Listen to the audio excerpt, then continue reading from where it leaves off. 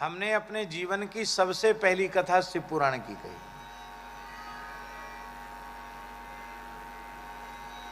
सबसे पहली कथा, उसके पहले कोई कथा ही नहीं बांची थी, ऐसा समझ लो।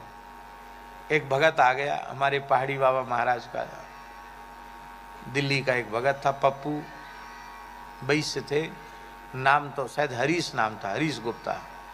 उस शंकर जी के बड़े भारी भगत, बोले सावन महीना में शिव पुराण कराना है खाक चौक में। तो हम तो महाराज जी के चरणों में रहते थे, भक्तमाली जी के चरणों में। महाराज जी ने बुलवाए, अरे अमुकदास, हाँ आज्ञा महाराज, कहे तुम शिव पुराण कर दो।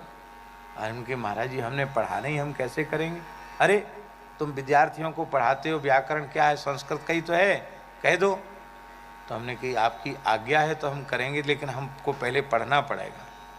अरे इतना समय नहीं है कि तुम पहले पढ़ो फिर कथा कहो।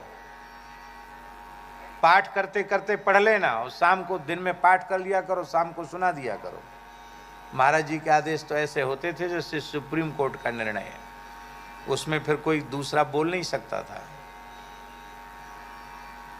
अब उनके सामने बोलने की हिम्मत भी किसी की नहीं होती थी। तो हमने कहा महाराज जी मेरे पास गीता प्रेस का संक्षिप्त शिव पुराणांक तो है, महाराज जी के पास मिल जाएगा, लेकिन मूल के बिना कैसे संभव होगा। मूल ग्रंथ लाओ तब तो पाठ करेंगे। गोपाल जी उस समय वृंदावन में मूल शिव पुराण नहीं मिला किसी दुकान पे। तो महाराज जी जजमान से बोले कि भाई कहीं से लेके आओ। तो मथुरा में एक दुकानदार पर मूल चौखंबा से छपा हुआ एक गुटका शिव पुराण का मिला।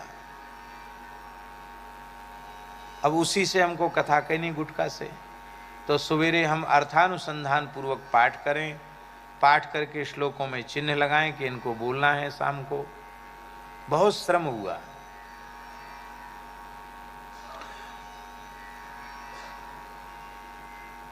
लेकिन उनकी कृपा से हुआ।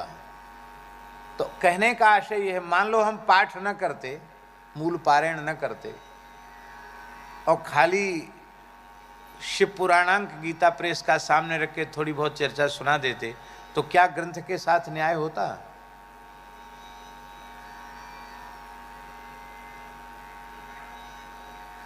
जिस विषय में आपको बोध नहीं है, आप बिना किसी संकोच के हाथ जोड़ लो, महाराज हम नहीं जानते हैं। आपको कोई मूर्ख समझेगा, समझ लेगा, कोई बात नहीं। उस विषय में आपको ज्ञान नहीं है, तो आपको कोई अज्ञानी मूर्ख समझे तो आपकी क्या हानि हो गई? वो तो सही बात है, हम नहीं जानते तो नहीं जानते।